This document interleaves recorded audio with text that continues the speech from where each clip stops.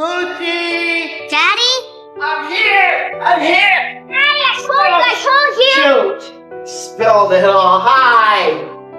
This little girl is named Lucy, and her dad Sam is fundamentally different from most people. His intellectual capacity is equivalent to that of a 7-year-old child. Lucy's mother was an undocumented immigrant who only gave birth to her as a way to obtain a green card. The day they were discharged from the hospital, the woman made up an excuse and abandoned the still swaddled Lucy with Sam, disappearing without a trace. For Sam, with his 7-year-old mental capacity, taking care of a newborn baby alone was an almost impossible task. He had no idea what size diapers to buy, couldn't tell the difference between formula brands, and couldn't understand why Lucy cried endlessly every night. Faced with his daughter's wailing, Sam would often pace frantically around the room until his kind neighbor Annie reached out with a phone call. Hello? What the hell are you doing to that baby? The generous Annie taught Sam the basics of childcare, feeding the baby every 2 hours, and shared many tips for soothing her to sleep.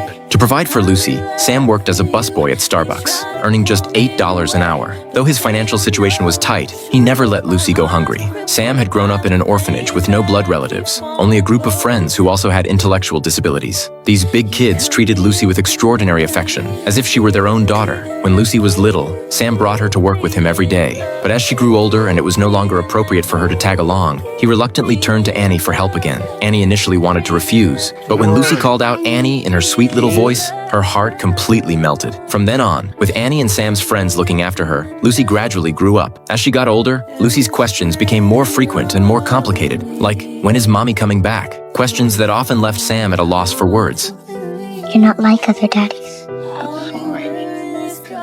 It's okay, Daddy. It's okay. What Lucy also began to notice was that the picture book her father read to her every night had been the same one for 7 years. She had long since memorized it by heart, but she couldn't bear to put him in an awkward position, so she always pretended it was her first time hearing it, listening attentively for all those years. Soon it was time for Lucy to start school, and Sam took her shopping for new shoes as a gift for her first day. How much are these? $16.19 with tax. Because I have $6.25. No, it's sorry, it's $16.19. It's okay, Sam, because I have $3 to contribute. Okay, so Sam, I was like, C plus 2. Yeah. Okay, so is that enough? If there's a God, I'll count it.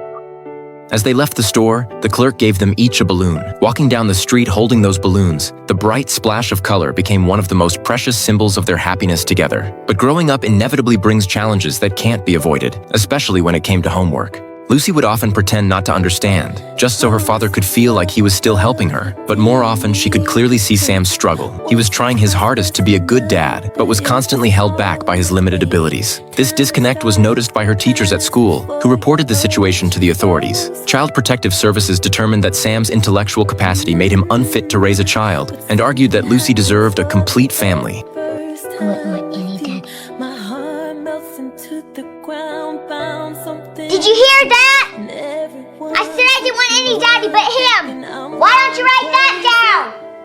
The judge ultimately decided to place Lucy in foster care, forcibly stripping Sam of his parental rights. On the day they were separated, Sam held Lucy and cried like a helpless child, as if the act drained every ounce of strength from his body. Fortunately, the foster mother was very kind and treated Lucy with great care, but Lucy always felt that something was missing. It never quite felt like home. Due to legal restrictions, Sam wasn't able to visit her for a long time. During that period, Lucy constantly felt an emptiness in her heart, often gazing into the distance, hoping her father would suddenly appear around the corner. Then one day, Sam finally came. All the hurt and longing that had built up inside Lucy burst out at once.